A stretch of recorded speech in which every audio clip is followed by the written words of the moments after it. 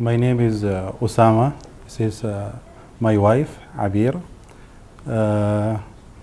Around 4 months, before 4 months, 4.5, start accident in my country, Oman, 2015. Then I'm going to hospital Khola in my country, Sultanate of Oman, around 1.5 months. Then I am coming to Bangalore, Colombia, Asia, 17/11, and we'll start speech and exercise and everything from Colombia, Asia hospital. This is good hospital. Then around 2 months now and 2 weeks also. In my patient you can eat, you can speak, you can drink water, you can walk. First time if I am coming, you cannot do anything, only sleeping. Alhamdulillah, everything coming fine. Dr. Emmanuel and team Dr. Emmanuel is good team.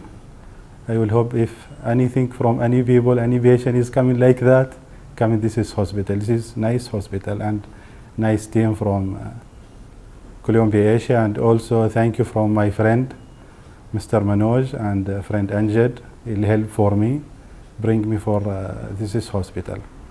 Thank you from everybody. Thank you very much.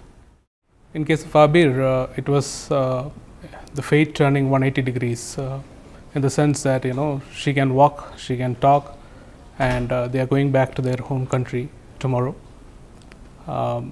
This was not the case about 2.5 months back when Osama, Abir's husband, got in touch with us.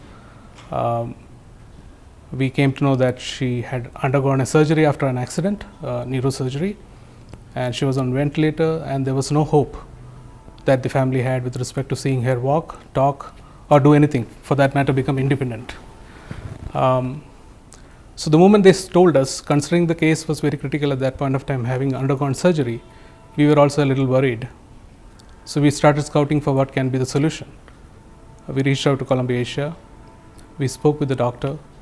We spoke with the rehab team, and there was a complete plan that was created over a period of next 2 weeks time frame, in consultation with the doctor there in Oman, with a lot of reports that were exchanged, and finally we had a conclusive commitment that we could make to the patient and the family. There was a huge resolve that the patient's family had shown with respect to getting her back to her normal life, and that made them take the leap of faith into what we had told them.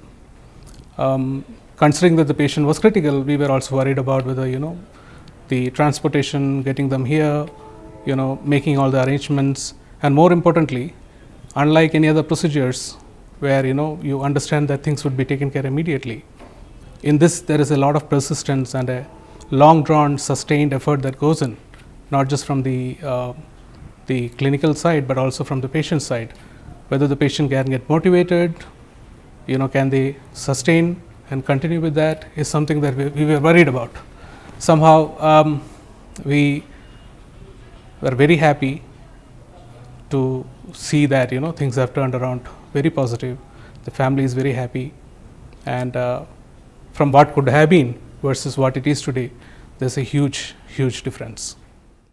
Abir Mubarak, 27-year-old lady from Muscat, was referred here for rehabilitation. We got Mrs. Abir for rehabilitation from the neurosurgeon. After the initial evaluation done by the neurosurgeon and was decided a fit candidate or a stable candidate for all forms of rehabilitation, we received Abir for all forms of therapy. All forms of therapy includes physiotherapy, occupational therapy, speech and swallowing therapies. When we initially evaluated Abir, there were lots of compromises what we found on her. She had significant, profound bedside complications, and it was really challenging for us to rehabilitate Abir. Her visual tracking was very poor for verbal commands. Her movements was not purposeful. She had tightness all over her body, in the neck, and she was confined to a bed for about 60 days before she landed up into Columbia Hospital. And then we started our therapy on her. First, we had to mainly make herself sit and get her balance, and then slowly we started with swallowing and speech therapy with her. So she was basically on tubes first when we started her rehabilitation. So the swallowing therapy and speech therapy, which we gave to her intensively in the start of rehabilitation, was very helpful to remove the tubes very faster. And then we started on oral feeds, and simultaneously occupational therapy and physiotherapy was also initiated to her. Physiotherapy was more of stretching, strengthening, making her sit, gaining her balance, improving her coordination, and making her movements more purposeful.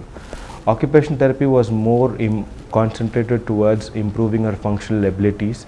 We did activities like rolling, getting up from the bed, asking her to dress by herself, all these grooming activities, activities of daily living, activities which are needed to suffice her daily living needs was given to her from occupational therapy side. So a holistic rehabilitation program to her in all forms of physiotherapy, speech therapy and occupational therapy was driven to her, and for almost 8 weeks she underwent rehabilitation, and now she is in a present state where she is independent.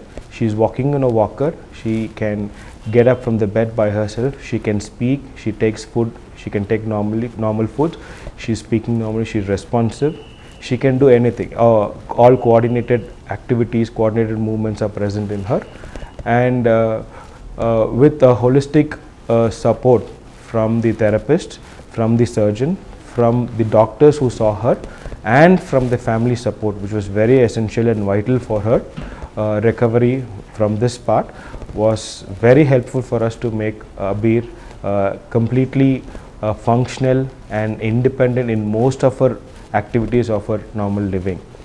Now Abir can get up and walk by herself, she can go to the washroom and then come back by herself, which is very vital, the basic need. Now Abir can talk, Abir can speak, Abir can write now. So she is independent in most of her activities. A few therapies still persisting, which can be continued at her home, and then she will be back to normal. Yeah. Ms. Abir is a 28-year-old lady. She had a very bad road traffic accident in her country, which is Oman, and since then has had very severe head injury. She's had what is called as diffuse axonal injury. So when she was in Oman, she stayed in the hospital for almost 2 months, and even after that she couldn't even get up, she couldn't speak, she was completely mute, was unable to eat. So she had a tube put through her nose into her stomach and was being fed through that.